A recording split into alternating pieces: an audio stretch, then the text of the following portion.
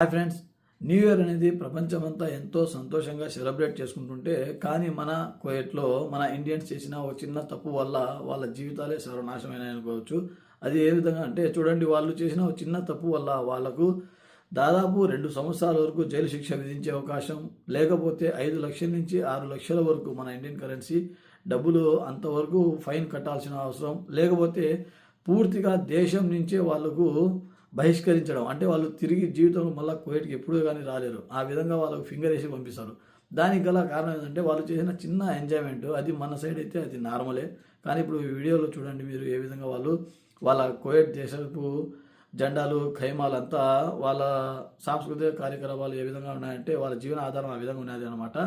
So వాళ్ళు టెంటుల హౌస్లలో వాళ్ళు వేసుకున్న బట్టలు వేషాధారణ, వాళ్ళు అమౌంట్ ఇట్లా కట్టుకోవడం, సో ఇదంతా కువైట్ గవర్నమెంట్ రూల్స్కు విరుద్ధంగా అగెనిస్ట్గా వాళ్ళు చేసినారు.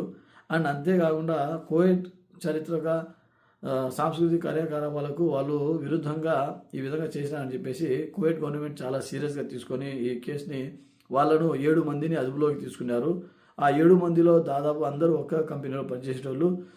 దానిలో దాదాపు 5 మంది వరకు మన కడప జిల్లా ఆంధ్రప్రదేశ్ సంబంధించిన ప్రజలు ఉన్నారు. సో ఇటువంటి కువైట్లో మనం చేసిన చిన్న మిస్టేక్ వల్ల మన లైఫే స్పాయిల్ అయ్యే అవకాశం ఉంటుంది. సో మనం వీడికి వచ్చినాము, ఈ దేశానికి వచ్చినప్పుడు ఈ దేశానికి రూల్స్ కట్టుబాట్లకు మనము ఉండి మన పని చేసుకోవడం వల్ల చాలా వరకు మనకెంతో మేలవుతుంది అనమాట. సో ఇప్పుడు మీరు చూసినారు కదా ఈ వీడియోలో, ఇటువంటి చిన్న చిన్న పాయింట్స్ కూడా, చిన్న చిన్న మిస్టేక్స్ కూడా మన జీవితాల్ని చాలా వరకు ఇబ్బంది పెట్టే రకంగా ఉంటాయి.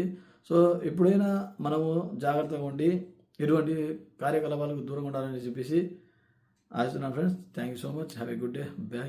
Take care.